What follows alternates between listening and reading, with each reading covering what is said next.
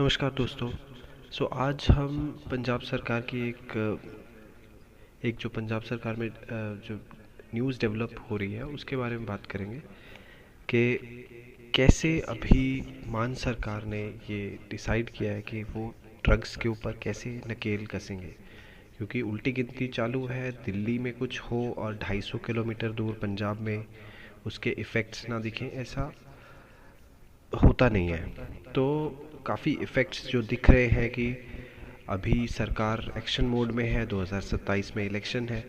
तो ड्रग्स के खिलाफ जो एक्शन लेना था उसमें काफ़ी अप्रोच थोड़ा वन साइडेड था कि जो अगर कोई लेता हुआ पकड़ा गया तो उसके ऊपर एक्शन हो रहा था।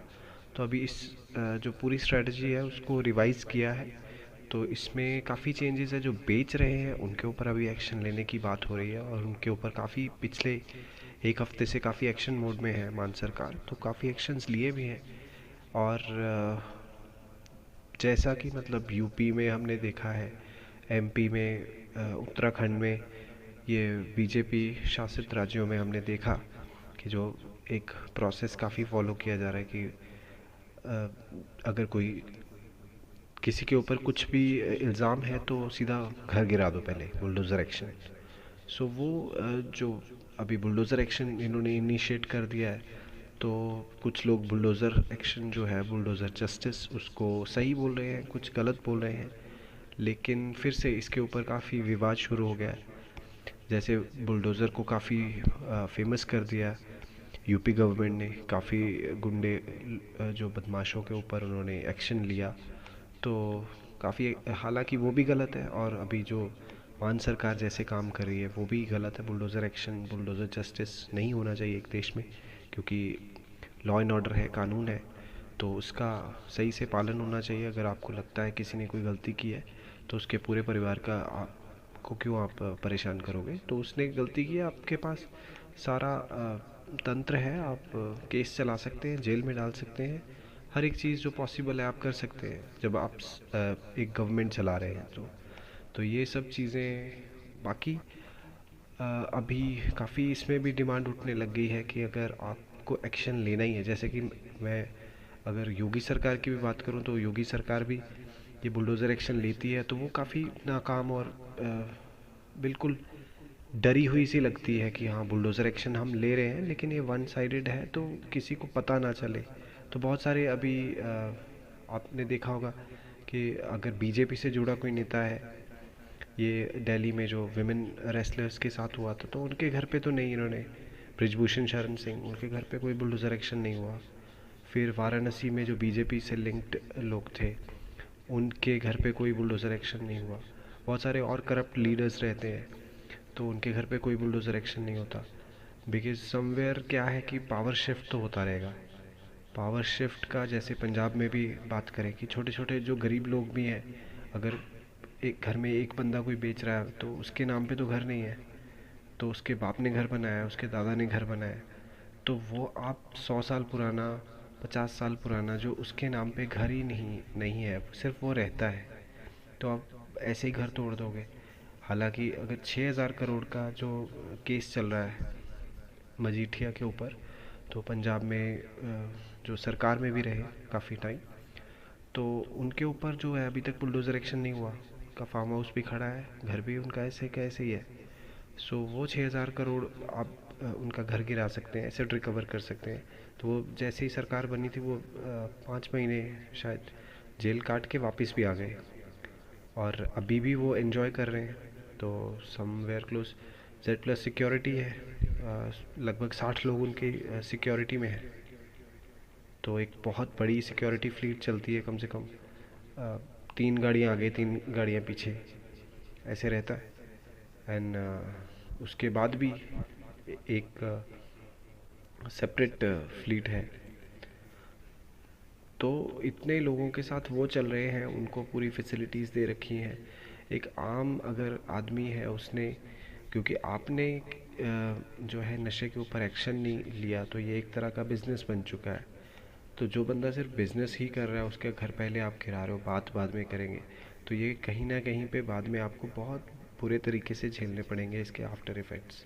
जैसे कि योगी सरकार पे भी हमने अपडेट देखा ही है कि जो सुप्रीम कोर्ट चले गए थे, अभी ये कुछ ही दिन पहले का एक मैटर है। तो 4 लोगों के घर गिराए गए और वो सुप्रीम कोर्ट चले गए, और सुप्रीम कोर्ट ने सबसे पहले तो वो हाई कोर्ट में गए। हाई कोर्ट में तो यूपी गवर्नमेंट की चलती है। तो आजकल जैसा कि आपको पता होगा, आप कोई भी सरकार का एग्जांपल ले लें, सरकारों में जो गवर्नर है वो सब आरएसएस के लोग बैठे हुए हैं। तो जब आरएसएस के लोग बैठे हैं तो इतना तो डीएनए चेंज करने के लिए काम चलता रहता है, और बहुत सारी फाइल्स के अंदर ताका झाकी होती रहती है। तो जो नॉन बीजेपी गवर्नमेंट्स है उसके अंदर थोड़ा ये ज़्यादा लेवल पे है। तो प्रयागराज नहीं कहना चाहिए, इलाहाबाद हाई कोर्ट जो है, क्योंकि पूरे शहर का नाम बदल दिया है, लेकिन हाई कोर्ट का बोर्ड कोई तोड़ के उसके लिए कोई नया बोर्ड नहीं लेके आ सकते कि प्रयागराज हाई कोर्ट कर दे। सो प्रयागराज में जो ये हाई कोर्ट का डिसीज़न है उसमें आया कि नहीं आपकी गलती है। तो ये पता नहीं चला, हमें लगा ये अतीक अहमद गैंगस्टर का घर है तो इसलिए हमने गिरा दिया। तो जैसे ही ये केस मूव हुआ हाई कोर्ट में, सॉरी सुप्रीम कोर्ट में, तो सुप्रीम कोर्ट में दूसरी हेयरिंग में ही जब अपीयर हुए हैं तो बहुत सारी चीज़ें साफ़ हो गई है, जहाँ पे सुप्रीम कोर्ट ने बोला है कि आप ये घर दोबारा बना के देंगे, और अभी सुप्रीम कोर्ट से आगे आप कहीं जा नहीं सकते। तो वो जो बहाना देना था जो गवर्नमेंट एम्प्लॉयज़ को, वो भी उन्होंने देने की कोशिश की, कोई टल्ला देने की कोशिश की कि ऐसे नहीं हो सकता, तो सर कुछ और। तो उन्होंने बोला कि अगर अपनी इंसल्ट करवानी है तो वापस आप हाई कोर्ट में चले जाइए, हम हाई कोर्ट को भी बोल देते हैं नेक्स्ट टाइम इस तरह का कोई भी केस आया तब आप देख लीजिए फिर आपके साथ क्या होता है। जो भी इस डेमोलिशन में पार्टिसिपेट भी कर रहा है सरकारी कर्मचारी, उसको भी जेल में भेजा जाएगा, तो आपसे भी रिकवर कर सकते हैं पैसे। तो बहुत अच्छे से लताड़ा है योगी सरकार को। एंड ये अभी सिर्फ शुरुआत है। हमारी सरकारों को थोड़ा सा इस चीज़ के प्रति संवेदनशील होना चाहिए कि अगर आप किसी गरीब को घर बना के नहीं दे सकते तो किसी का घर ऐसे नहीं आप तोड़ सकते। और रही सही बात, अगर जो ये सरकारी कर्मचारी हैं इन्होंने हवाला दिया कि हमने तो नोटिस दिया था, तो नोटिस देना होता है। कुछ भी आपको ये बुलडोज़र जस्टिस इस तरह का कुछ करना है अगर मास्टर स्ट्रोक, तो जो इनका तर्क था यही था कि हमने नोटिस दिया था शनिवार को और संडे को हमने घर तोड़ा। तो जो गाइडलाइंस है आर्टिकल 21 जो कहता है रहने का अधिकार, तो आर्टिकल 21 के हिसाब से 15 दिन पहले आपको नोटिस देना पड़ेगा। और नोटिस जो है वो इंडिया पोस्ट से भेजना है, या आप कुरियर से भी भेज सकते हैं, लेकिन कुरियर से बाद में उसके जो प्रूफ्स भी चाहिए रहेंगे कि कब भेजा है आपने और 15 दिन हो गए कि नहीं हुए, एंड उनका कोई जवाब आया कि नहीं आया। तो इंडिया पोस्ट से ये सब चीज़ें ट्रैक करना थोड़ा सा आसान है। लेकिन अगर आप कह रहे हैं कि सैटरडे को हमने इनके घर पे चिपका दिया था और संडे को फिर हमने इनके घर पे एक्शन लिया, तो वो बिल्कुल ही गलत है। अगर किसी के घर पे आपको एक्शन लेना है, अगर चाहते ही है सरकार किसी के घर को डेमोलिश ही करना चाहती है, तो सैटरडे वो नोटिस चिपकाएगी, 5 मिनट जैसे चिपका, फ़ोटो ली, फ़ोटो लेने के बाद उसे उखाड़ देगी कि यहाँ पे कुछ नहीं था। अगले दिन वो आएगी और लोगों को नहीं पता चलेगा। रात के 10 बजे आपके घर पे किसी ने नोटिस चिपकाया, फ़ोटो ली 2 और उसके बाद से हटा दिया, सुबह आप तो हैरान हो जाओगे। तो ये हमारी सरकारों को थोड़ा सा संवेदनशील होना बहुत आवश्यक है। आप क्राइम के ऊपर आपको एक्शन कैसे लेना है वो आपको बैठ के सोचना है। सब चीज़ आपके पास है, लॉ एंड ऑर्डर आपके पास है, पुलिस है आपके पास, हर एक सरकारी मशीनरी है जिससे आप जो है अपनी स्टेट में आप क्राइम कम कर सकते हैं। लेकिन ये कोई तरीका नहीं है। और जब यही बात घूम फिर के आपके पॉलिटिकल राइवल्स पे आती है तब आप एक्शन को स्लो कर देते हैं, क्योंकि आपको पता है हमेशा आप पावर में नहीं रहने वाले।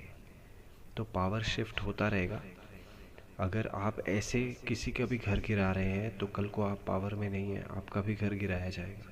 लेकिन फिर भी कोई बड़ा आदमी है, उसके घर तोड़ना बहुत दूर की बात है, उसके घर की तरफ देखने से पहले भी सरकार डरती है, क्योंकि ये वो लोग हैं जो हाई कोर्ट हो या सुप्रीम कोर्ट वकीलों की फ़ौज खड़ी कर देंगे और आपका मुश्किल हो जाएगा। सो यही है आज का अपडेट। एक्शन अगर लेना भी है तो गवर्नमेंट को कैसे एक कानून के दायरे में काम करने की ज़रूरत है, ना कि ऐसे कि बस अभी जिसका नाम आया लोगों को डराना नहीं है। आशा करता हूँ वीडियो आपको अच्छा लगा होगा। अगर अच्छा लगा तो आप लाइक शेयर और सब्सक्राइब कर सकते हैं। धन्यवाद।